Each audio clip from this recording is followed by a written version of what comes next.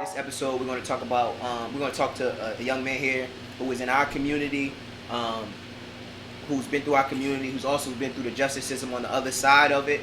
He's going to give his opinion, and he's also going to give his experience growing up.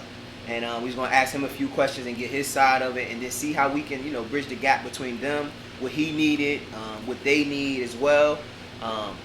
Mr. Ibn, Satir, Jordan, Alize, I wanna go in sequence, like, prior to you being in the justice system, being in the justice system, and then post being in the justice system. So everybody, somebody, a kid maybe watching this, and they can see like, yo, I see the path he chose, or whatever the case may be. What he learned from it, and what also can he pass down for me. So just prior to the justice system, I want to talk about what was your environment like growing up? What was your family structure? Things of that nature. Well, as you said, like coming up, being from Roselle, being in Roselle since the 90s, it was like most broken homes, I came up with just a mother who was barely home, she worked a lot, 7 to 7. After that, they come home, they go to sleep, regular everyday type things, and just being by myself, it just made me yearn, or made me want to be a part of something, made me want to be around things, made me want to be just a family, what I mean? Family structure, yeah. Everybody wants some type of family or somebody to be around or whatever, and that's just what happened. The streets is always there. They never going nowhere. So coming up in it all, it's like it was like a moth to a flame. Mm-hmm. I seen what I seen out there, and as a kid, you're impressionable. You go with what you know, you go with what you like, you go with what you see, and the impression was street life was the thing to do. You know, so that's what turned me out immediately. It didn't take long. I grasped to it so fast. It's like it was easy. It was easy transition. It was easy. What did you like about it? A lot of kids like the jewelry, the money that they see and stuff like that, the flash. Did you like the camaraderie? Like, that somebody like, yo, my brother, he got my back, whatever the case may be. I don't have anybody. This man, I know he seems as though he gonna have my back through it all, so I want to be a part of this. Well, as you know, like, y'all era and our era is different. You're from a different generation than us. We didn't have social media as y'all have social media now, so it wasn't really so much of the jury or whatever the case may be. Back then, it was really a family thing. Mm-hmm. Like when I was around, the people I was around, we really all grew up in the same surrounding, the same circumference, in the same area. So it was before it was gangs, it was cliques. Yeah. And before that, it was everybody knew each other, everybody mothers knew each other, everybody family thing. So it was like everything just clicked immediately. For me, it was basically the feeling of seeing something come about and me wanting to take it to the next level, as in everybody else. I seem like as kids we're impressionable again, like I said, and everybody knows when you either in a neighborhood, you either going to sell drugs, you're going to rap, or you're going to make it in sports. And that was just the thought process of a teenage boy growing up in a regular urban neighborhood. 100%. So 100%. And then did you have any like mentors that you gravitated to, or like nobody pull you to the side, like, listen, you good at this, you know what I'm saying, or like pull you in, or whatever the case may be? Never, not one time. Most so they pushed me away, because like they said, I was wild, I was known, I was running, and nobody wanted to be that person, to put themselves out there.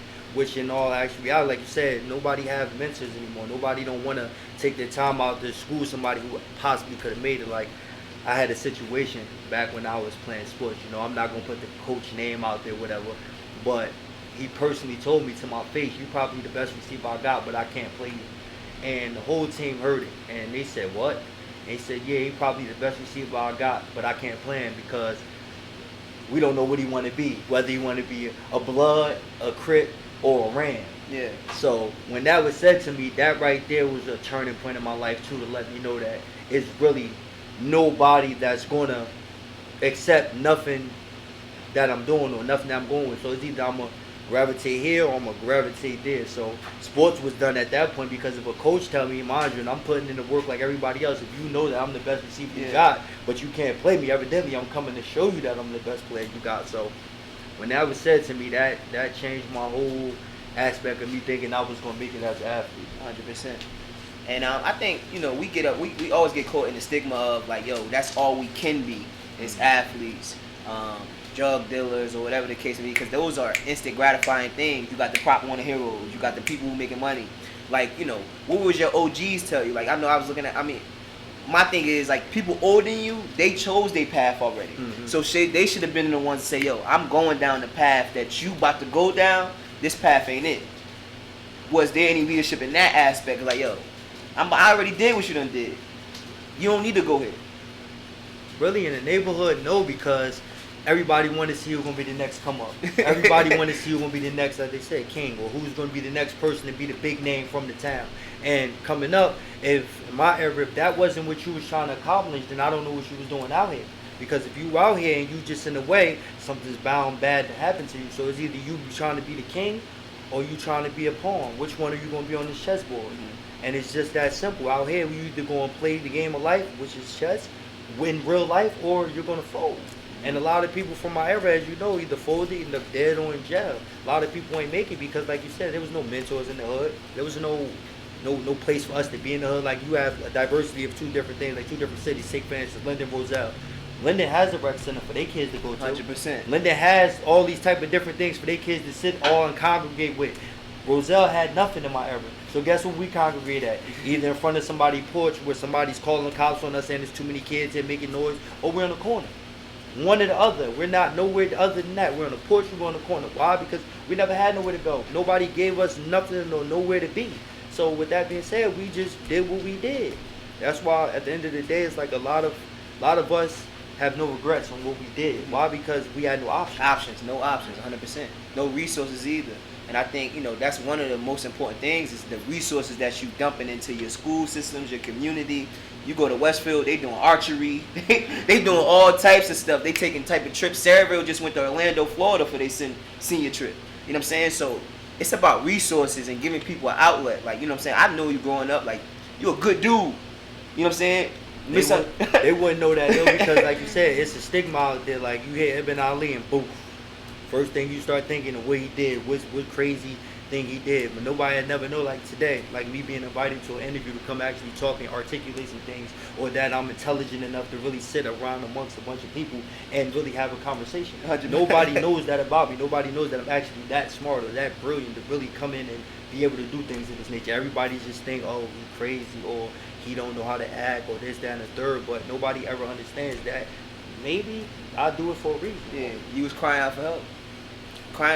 I worked at a residential program where we got like at-risk youth, and a lot of those people is just a family structure thing. They don't have nobody to turn to, and they, like you said, they see a lot of things that, you know, excites them.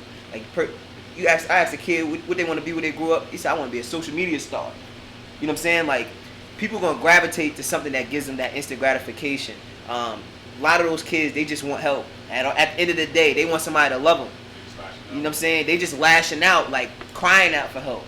And I think it's important for people to go ahead and reach out to the people. That's definitely, like, for a coach to sit there and tell you what your life gonna be, that's not the point of coaching. That's not the point of coaching at all. Yeah. And just that, you know, and I want people to know, like, yo, just that, coaches and everything, like, that's the effect that you have on kids' lives. Like, just him even coming and like, yo, you know what? I'm gonna come get you, or whatever the case may be. I don't know what Brownie was at that point. That was actually one of the coaches, rest in peace, that so that like they said, understood and was in the community, so he understood the youth. Brownie took us every summer, made sure we played ball, whatever, in his personal vehicle, whether he was getting funded or not, summer camp, summer programs, and things like that. It's not a lot of Brownies, Coach Eugene Browns in the neighborhood. Yeah. You know what I mean? Most people coming to Roselle, honestly, they don't live here, wasn't even from here, and they coming here for a check. Yeah. That's how it goes. It's a stepping stone. It's a stepping stone for them to move on to a bunch of other things, just like the topic you want to get into. You want to get into the bridging the gap between us and the police. We really can't because they don't know us. Well, now, actually, I would actually like to commend what's going on because most of the cops in the neighborhood now is from the neighborhood now. So they actually know us and they know the people they're dealing with. It's cops that come here that don't know anybody and don't care. They just come in for their check and go home, whether they right, wrong, or indifferent. So it's a lot I could touch on about that too, because like I said, coming up in my era, most of the cops, they were older, but they were from here. Yeah. So they knew our mamas, our fathers, our uncles, you know what I mean? So they knew, oh, you such and such, grand, whatever. But for a nice state of time, it was cops that didn't know nothing, and they just come up, bang, bang, and go home. I'm just here to get my paycheck. Yeah. What was your question? Yeah, I had a question for him. I'm curious, like genuinely curious to find out more about you, and maybe tell me more a little bit about your past, like what wrong decisions you think you made that put you in situations that now you're like, shit, you know what I'm saying? I could have done this differently. And who are you now? Well, me personally, what bad decisions that I made that I can say that I know I made was becoming a gang member from the door.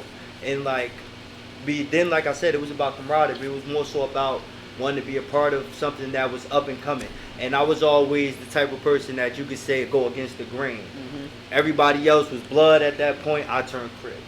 Everybody else was going left. I was going right. You know what I'm saying? So whatever the case was to be, I always wanted to be the opposite. So coming up in that era, in the era I'm from, like end of the 90s, early 2000s, it was all about getting the name out there. And the biggest things that I've done was sell drugs. I'm a known felon. They know what I'm about. Roselle police. I was at the top of the charts for Roselle for a long time because I became the leader of my gang. That's what I did. I became the top guy. Like I was telling them, when you coming up, your goal is to either be that person or you gonna fold. Or you just here in the way. And I never wanted to be the type of person that was always in the way. So my goal in life was to become the upper echelon of this. So whenever I go anywhere else, people would know who I am. People would know what I do. People know what I'm about. People wouldn't test me. Like, there's a lot of questions out there. Like, people would ask whether to be feared or respected. I always wanted to be feared because I felt like fear brought more respect than being respected because people wouldn't fear you because they would test you. So I always instilled fear in people. I didn't care whether you liked it or not. That's why I said a lot of people would never see this side of me the way I'm talking now or know that I have the intellect to actually discuss topics of this nature. So that's about me. And like I said, you asked me about my life. My life was a whirlwind. Like I said, I was in and out of jail for about 10 years straight, we could say. I never seen a prom. I graduated. First time you went to jail? 14. 14. I was I had I have no problems. It's public knowledge. You know, I was I was a juvenile at that point, and I possessed a handheld weapon. I had a .45 automatic competition gun that was stolen from Virginia. So, and this is when my first encounter with guns, and I messed around and shot in the air on 9th Ave to see if it worked, and that was the first time I was arrested.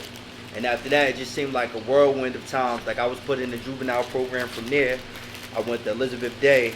Shout out Miss Davis and all them too. I love that program. Like they care, but there's only but so much they can do. You know what I'm saying? After you release. They only get 6 months to try to help you, and that's that. But the whole time that most of us in there, we ain't thinking about the future. We don't care about because we don't know how these bills about to hit when we get this age. So at that point, it was just like run, and do wild ghetto stuff. Be an urban child. Do what's expected of me at that point, and that's what I did. I did what was expected of me, but nobody ever seen a change ever coming from me. Like they said, I was supposed to end up dead in jail. That was the end results, in which I believed. I accepted that too. Also, a lot of people didn't accept that fate. When I was doing everything I was doing, I knew what was coming with it. See, a lot of kids right now that's getting into gangs, they want to be down, but they don't want to accept the consequences. That's why you see everybody with a rest in peace, oh my brother this, or they wasn't supposed to get glorified, they wasn't supposed to do that, but the whole time you know what they doing. But y'all seem to forget this, the back end part that comes with doing what you're doing outside. Me personally, I've been shot twice. I've been stabbed numerous times. I've been jumped. They can tell you countless times. I've done everything there is to do as in that life. So when kids talk about it now, it don't impress me no more. Like I said, most of these kids, they just, like you said, want to be internet stars. They'll do anything for clout on the social medias.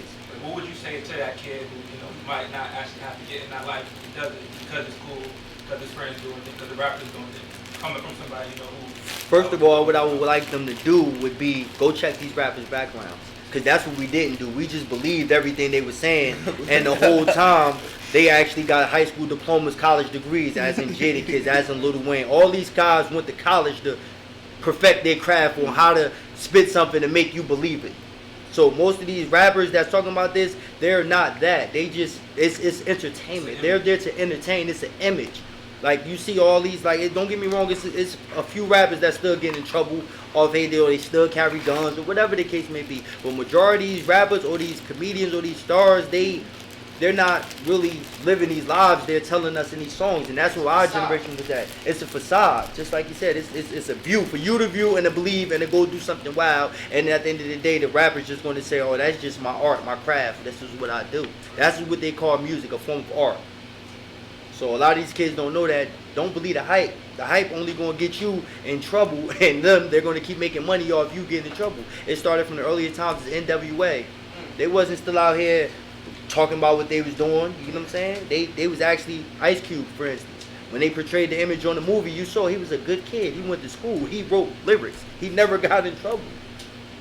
So it's like a lot of kids that's impressionable about things they may see on TV, and that's what it's there for. The perception and the entertainment is for you to change your reality, when in all fact you shouldn't, because at the end of the day, the only people that's going to care about any kid is their family, their immediate family. Your mother, the one that goes through this, your sister, your brother, your whoever is immediate, your girlfriend, whatever the case may be. Nobody else is going through it with you, and please, please, please don't believe that going to jail is cool, because you're going to get the awakening of your life. And I know you touched on something earlier as far as respect and fear. Do you feel like if you had a dad to fear growing up, you would have did what you needed to do? But you said fear is important, because I was talking to somebody the other day, he said, yo, when people got dads in the house that they fear, they move a different way, because they know they got to come home and answer to that father at the end of the day. And that's what my dad was. He was an enforcer. But you gotta understand, it's different type of dads. Yeah. It's dads that go to work and that enforce their will on, like, try to teach you the right way. And then you have dads that's also in the streets that the kids gonna look at like, well, you in the streets. Yeah, you can't tell me nothing. You can't tell me. I can't be in the streets. How you preaching to the choir? You telling me, and I see what you do out here. So it all depends on me personally.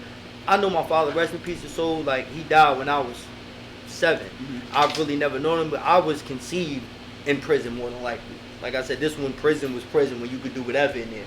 I was 7 when my dad died. My dad was serving about a 13-year bid at that time. Yeah. So evidently, like I said, I was more than likely conceived in jail. So, and when he came home, he died 4 months later. So I really don't know the man, but I know he was feared out here. I know he was somebody that was to be reckoned with, from what everybody tells me. And I've never met the man. Yeah. But I feel like if he was here, it could have changed. Maybe would have changed. Maybe I would have never moved to Roselle. Maybe I would have never did a whole lot of things that I did. But father figures, mentors, and all that is a big part of kids' life, because, like I said, in this generation we're in right now, everything is impressionable. Yeah. So whatever, if you can leave a better impression on any one of these kids other than what they got going on already, you win.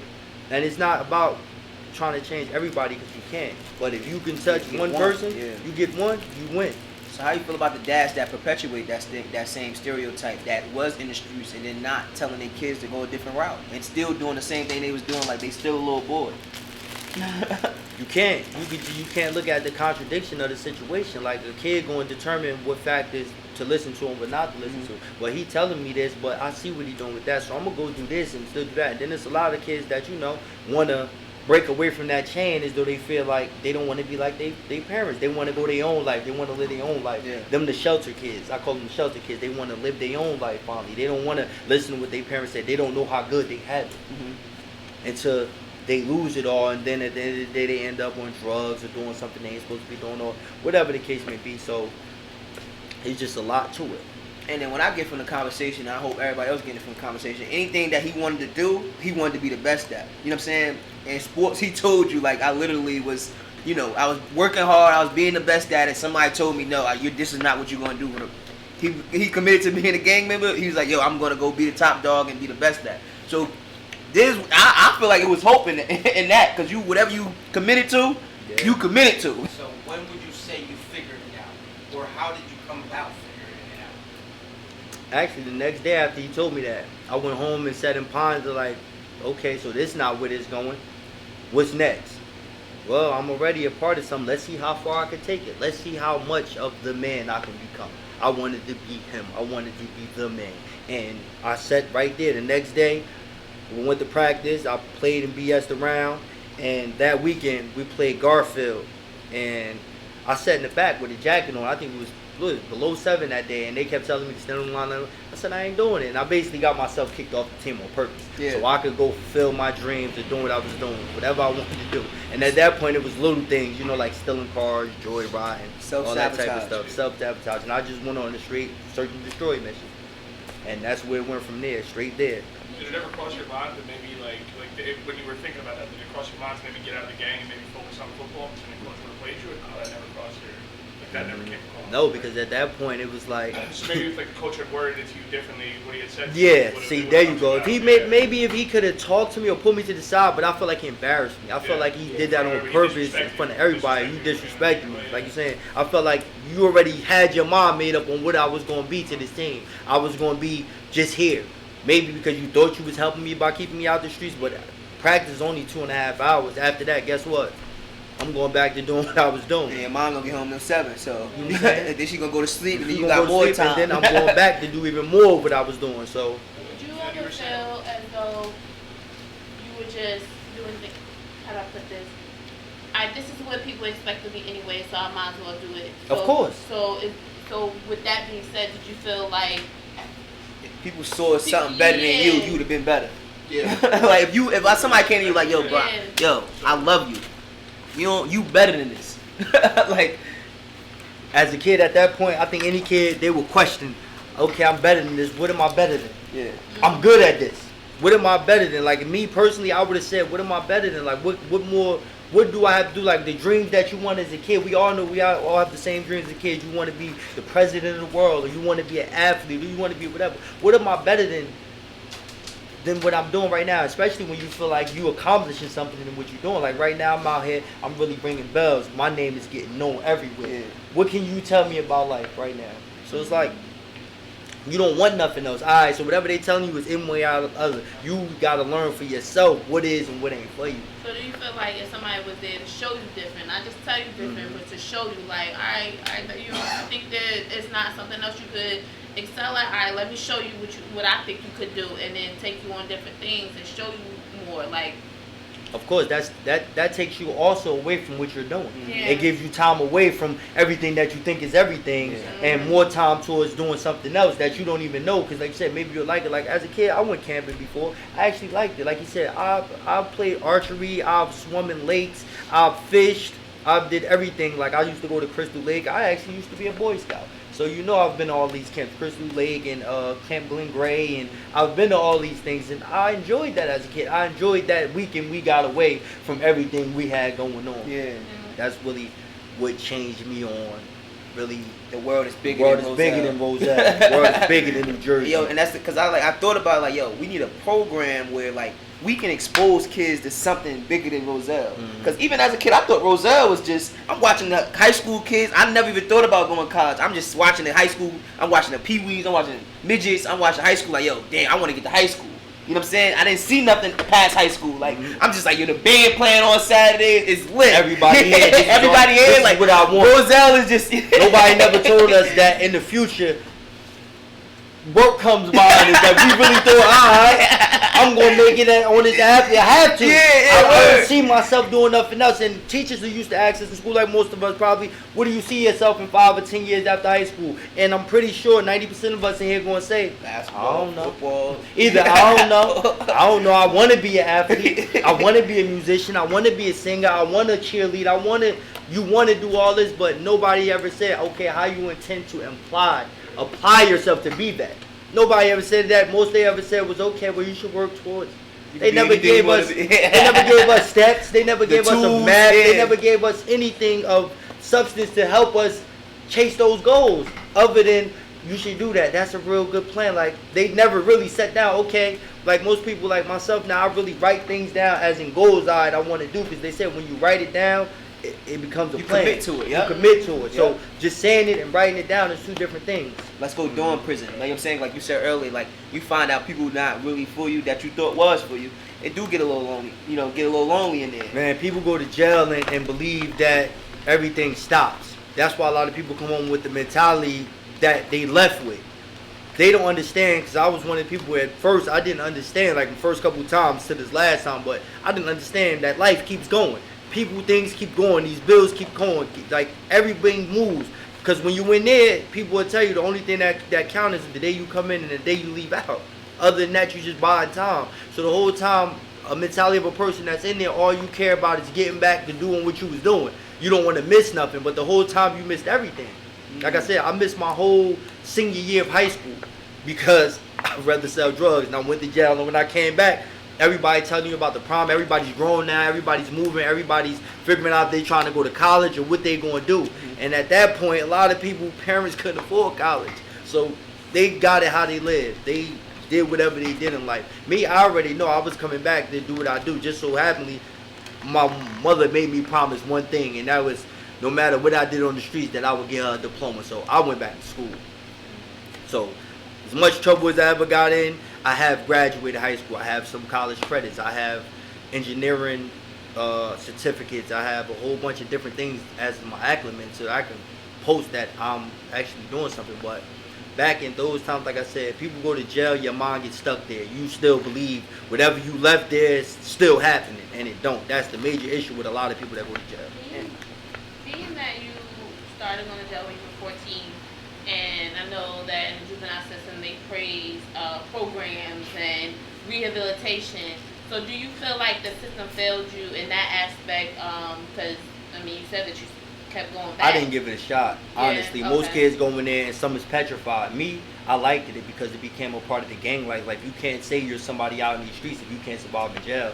So I was sent to all the programs. Like, I was sent to Warren Residential, and go figure, I started a riot. I didn't give these programs a shot to try to rehabilitate me. And then I ended up in a juvenile maximum security facility. So I was an acronym of being in rooms 23 hours a day from the start. As a juvenile, most juveniles are in Jamesburg, which is open dormitories, or you're in a program or whatever. Me, I chose the wild from the door, and it ended up getting me exactly what I knew was coming along down the road. So 23 hours. Yeah. As a kid? As a juvenile. It was a juvenile facility called F. It's across from J-Rack. I think they closed it all down. Yeah, No, I'm not a juvenile anymore. I haven't been for a while, so I don't know. But back then, it was just like as an adult. As a juvenile, first you went to the Juvenile Reception Assessment Center, and then from there, they would classify you from your points and determine whether you was going to a program, whether you was going to Jamesburg, or whether you was going straight across the street to Epstein. So I got a question. So you being in a room 23 hours a day, how do you think that affected you mentally as a child? Especially you being 14 or as young as you were. You think that, halted your development as a kid? Nah, because one thing in there that keeps you outside the room is your support system. I'm one person that can't never complain about support. Like I said, it was times I got 21 letters in a day from outside people because a lot of people that I didn't believe would write me, wrote me, or actually really loved me. So there's people out there that actually love some people and they get around to showing their support. And shout out, like I said, to my support system because I had a visit every week when I was in there. So I was always outside. I never kept myself secluded to a room. So even being in there, I was always doing stuff, or I always had everything that's mandatory for you to survive, like a TV, a radio, a lot of food, like I said, a lot of mail, pictures coming in on a regular to let me know what's going on out there. So I was always one of those kids that knew, whatever, I can do this. It's I love when I come back home. Yeah, that's dope though, because imagine being in there and not having that. 23 know, hours. I know people like that. So with those people like that, like they lean on the person next to them in the next cell. And imagine if you got like, you go in there and one of them scary kids and you don't believe you could talk to nobody. Those are the kids that have the most problems. Me, I accepted the fact that jail was coming with what I was doing at an early age. So I knew I was going to be back and forth, and I never thought it was going to stop. Like I said, my end game thought was dead or in jail forever. That was it. I didn't never see myself changing my life because that's what I was accustomed to. So I have a question. So what would you say was your turning point? Or would you say that you hit like a rock bottom that made you see that change or made you want to see that change to become the person that you are now? My daughter. Purpose. So when people have a purpose, like that's your purpose. It depends though, because some people just have kids and do whatever, as we all know. Me, I'm not one of those people that was running around with a whole bunch of kids or planning on, like, I planned on having a daughter first. I picked my daughter's name, I knew everything, and I didn't have my first kid until I was 24. Yeah. So, like I said, that may have been more so being in and out of jail or whatever the case may have been, but I didn't do it till I was later in life, and I knew I was ready, but I wasn't ready then. And I made myself get ready. Like I said, I didn't have a job before my daughter, but I got a job when I heard I was having a daughter. Like, I didn't have a license before I had my daughter. As soon as I heard I was having my daughter, I went and got a license. Like you said, having a purpose definitely changed your life, but wanting to be something that you never had influenced it even more. That's what's the thing for me. And a little boy, having a little boy, you be like, oh, he gonna be all right. Think of yourself as a man. he gonna be alright. I was alright. He'll be alright. But the little girl, it's a difference. You are, as a father, a big part of every decision they make, as in men they choose, as in things they go impressing, and it's a whole lot. So like he said, the question is, what changed me is my daughter. That's what definitely changed me. How did because I remember this year. How did the Bree situation affect you?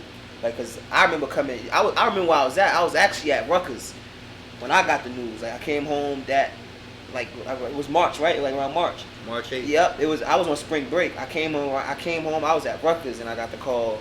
Like, you know what I'm saying. And after that, I never came back home. Like, I never came. No summer, I didn't come back home for no other summer. Like, I worked out in Guilford for the next 3 years. How did that affect you? It affected me a lot. It gave me feelings that I thought shouldn't be resurfacing at that point, but it did, because hitting that close to home changes your perception again.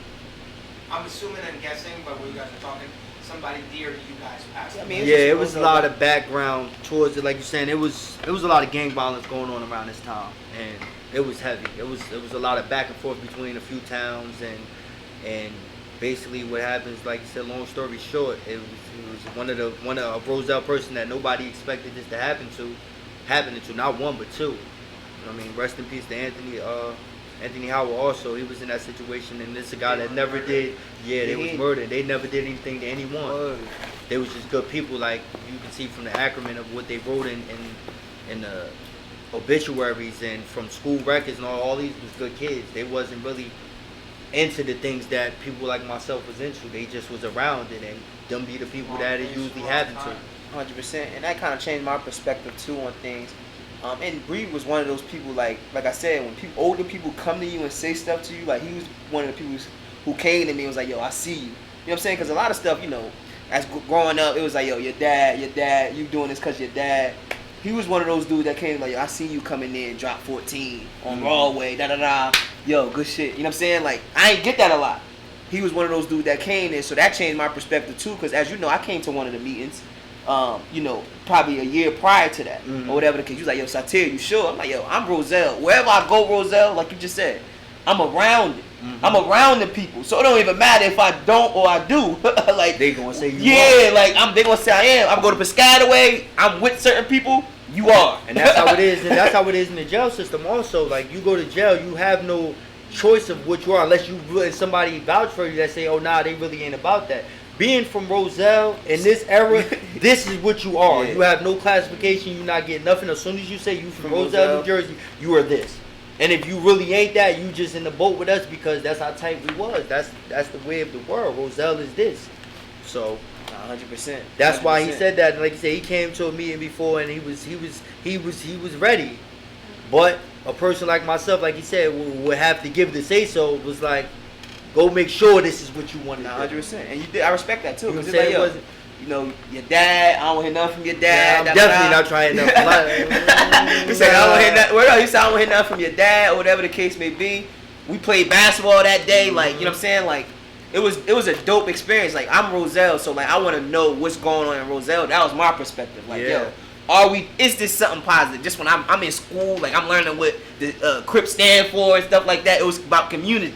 So I'm like, yo, let me go see if we really doing community things or whatever the case may be. And that was a community experience when we was able to get along. Nobody fought. You know what I'm saying? We played basketball, like 2-on-3, 3-on-3. People like, yo, nobody's sitting on their behind. I remember like yesterday, like nobody sitting on their behind. You got dice game over here. You got dice game over here. You got basketball game over here. You got people skateboarding off the I think Pop Warner or something was having practice or something in the background. Like you said, it at that point in time, like it was real tight knit. That's the thing about it. It was always about being tight knit with Roselle because we was the minority. Yeah. Everybody else is our city or township or bigger than us. Yeah. We are Roselle, a borough 1 mile long. Yeah, had that chip on our shoulder. You think we ever turn like that gang culture into something positive for the community? Like how y'all just said, it was like. It's possible. It take the right people to want to do it. Like you said, like me coming in here doing something like this, I'm going to touch somebody that's going to watch this from the neighborhood 100%. Because they can relate to me. They know this is not one of those people that they see somewhere else. Like, oh, he just saying that he ain't been doing. No, they can really say, yo, I was right there when he was doing that. That's crazy. Maybe he right. Maybe let me take this from him. Like I know he's been shot a few times. know he's been stabbed. I know what he's been through. I was there. So you know how like you listen to your father, we all listen to our older people. Oh, when I was out there, this and that was going on, and our first reaction is, yeah, whatever. You don't know what's going on. You don't know what's going on out here now. It's a whole difference. But in their time, this was what it was. So they think that's so much of a big thing. But in our time now, that what you talking about means absolutely nothing. So let me ask you this: so all the destruction you may have caused for Roselle, would you say you're at the top of the list on the police wanted, right? And now full circle, you're coming back to a grown man, family man. You know what I'm saying? You trying to do the right path of making sure everything's solidified in the future the right way, right? Do you feel like you owe into your community kind of as that OG at one point to kind of set the right pieces for these young kids and like, I mean, because you And be the OG that you needed. to be honest, you're a street star. You know what I'm saying, and you still someone that's because you've been Influence. You know what I'm saying? You still influence. You got I owe it to them to show them it's different. You can't make anybody do anything different. Word. You can tell them till you blue in the face. But if they see you doing it, it's a difference. Like impressionable. Everybody's impressionable. You only gonna do what you see. Excuse me. You're only gonna do what you see. So they see me like right now, how I'm sitting here. We just gonna be real blatant. Ibn Ali sitting here in a pair of Stacey Adams shoes and slacks with a shirt. Nobody expects this from me.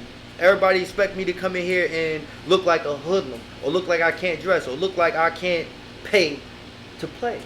It's just that. So when this interview is seen and they see like, oh, like you don't gotta dress like this all the time. Let me see what a pair of shirts and slacks look like. You know what I'm saying? Everybody see what they see. Like they look outside. Oh, Ibn Ali drive a 750 Beamer now. Yeah. Also now what comes with it though, I work hard now. This ain't from the hood money because that ran out for me. That ran out for me. Because they don't have that the street. It don't last. The street don't have no insurance.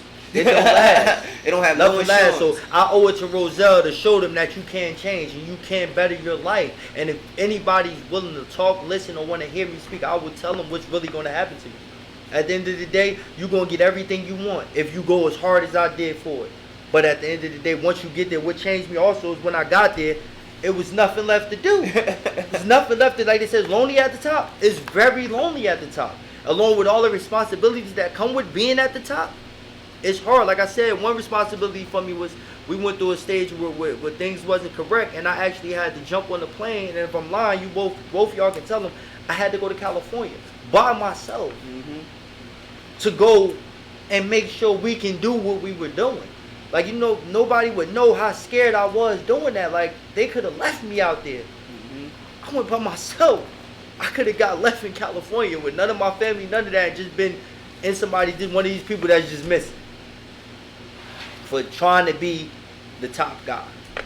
So as far as I hear perception, like being talked about a lot. So just to touch on that, do you feel like there's anything that you would do to change someone's perception of you, especially when you're a kid? Because I think that even when we become adults, people still see you in the light that you were in high school. Like, people might say, oh, Jordan, you had attitude. Okay, I'm 26 years old now. Like, I'm not the same person that I was. But a lot of times we create this image, or people have this perception of us, and I don't think a lot of children understand that. Like, yeah, they think, oh, what I'm doing now, I'm a kid. And a lot of people in this world forget that kids do things as kids, and they carry that with them throughout their life. So is there anything that you would have done to change that perception? Because I know you're saying, like, oh, people thought this is what I was, so why not be it? So how would you have stepped out of that box now that hindsight is 2020? Or what would you tell to a kid now? Like, what would you say to yourself? Yeah. Personally, right now, by doing things like this, like sitting here and really explaining to you guys my life. Yeah. Like, right now is me letting y'all know that this is a change, because back then, I'm not telling y'all, honestly, I'm not telling y'all shit, because this snitching in a way, as we saw it back then. I'm not about to go tell y'all about my real life, about what I'm doing out here. So, being as a kid to an adult, like you said, they think that carries with you. But right now, this is a form of me showing them that it's a whole big change. Why? Because I'm an adult, and just everything that you guys are doing as adults, I'm doing. I have kids, I have bills, and bills. We're gonna say that a bunch of times. Like, everybody just add up everything that's going on. They ain't tell us about this for me. Like, everything you guys got going on, I have going on now. So I understand that I pay taxes along with everybody else. They taking 401ks, and I have to worry about college tuitions and things of that. I'm an adult. I'm a full-blown adult with responsibilities like you. But back then, as a kid, like they said, they ain't tell me about this, and I didn't care to know. Yeah. So this is me letting not just you guys, but whoever's gonna watch this, the world know that like you have to change sometime, and it depends on your situation. Because if you don't change, you're gonna stay stuck forever. They say as men, we don't fully mature until like 26. I think it's like our cortex doesn't 25. It doesn't fully develop. But you're still, I'm talking over 18. Can you talk to us about your time in the correctional facility as an adult, right? Over 18. Like, do you feel that it was actually correcting you?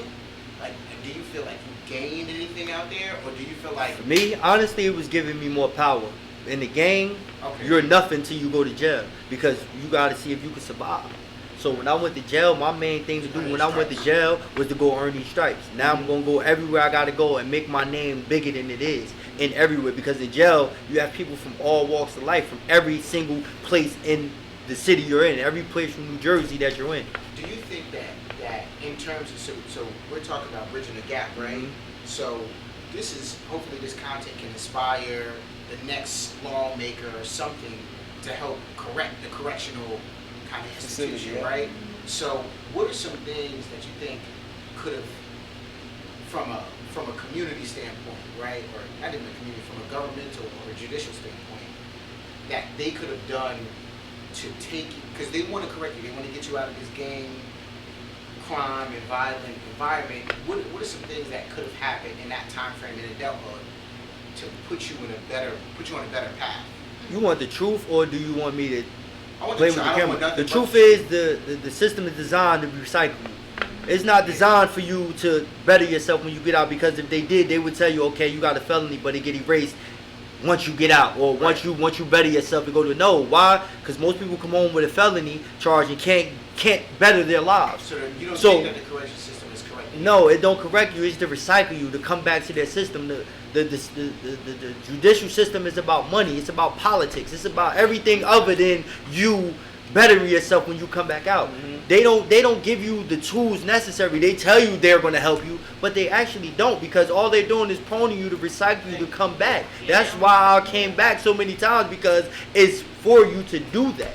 Was it frustrating coming back and then like seeing like some of your friends continue to live life and like excel at certain things, like say getting a license or say starting a family, and then that would frustrate you to add more rage to try to maybe catch up by getting some street money or... That's exactly what you just said. I was just about to say that. When you said it didn't frustrate me, it made me want to hurry up and get back in the fold of what was going on out here, because I felt like I missed so much time that I had to catch up. So, you know, our era, you from our era, we was the party kings. You get what I'm saying? I felt like I missed so many parties. I was getting so many pictures of so much stuff that was going on. All I wanted to do was party. But in order to party, you got to have some money. Mm-hmm. In order to party, you got to have a way to get to these parties. Yeah. So at that point, I was just trying to do anything to get money to catch up to the party thing. Like, I wanted to party like, yo, when we graduated in 06, I swear to God, I think we partied out of a 7-day week, we partied 5 of those days. So in order to do that, to party 5 days, guess what? I have to have the money to party 5 days. And ain't no job right now paying me every day to go party. I know it is going to pay me every day to go party, though. And that's what happened, because to go party, first of all, you have to get a haircut. You have to have your haircut. You have to have clothes. You have to have gas. You have to have necessities to go party. Liquor. Like our motto, as you knew, when we go to the club, I'm not going unless I'm getting a section. So I have to have bottle money to get this section. My motto, I'm not standing in line. That's still to this day, that's still my motto, but I can afford to do it now. That was my mentality. So when I came home and I saw everything that everybody, because after high school, nobody knew where they was going. We was lost.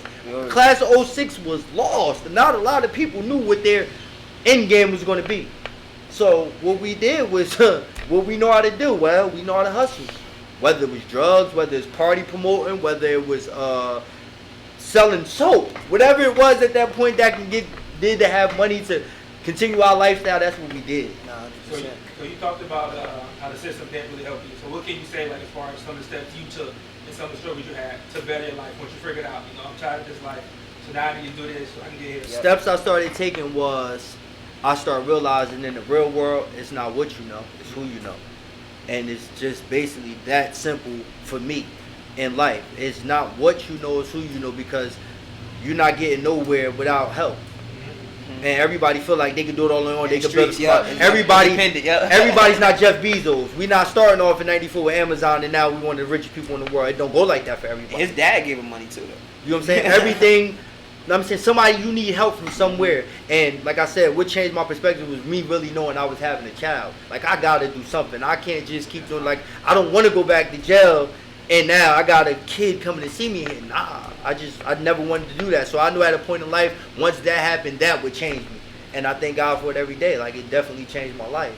So what's piggyback off what he said? Like, what's one thing you think that like the judicial system should do to kind of reform people back into society coming out of jail? Kind of Don't just send us out here. What they do is they send you out here with a list of things you can do. They don't give you a plan, a play and plan. They expect you to do it all. Instead of them letting you know, they let you know things. Okay, this is this center you can go to for help. Is that center you? But they don't say, okay, look, this is a part of your program package. Once you go, because most people that get out, either you max out or you're on parole.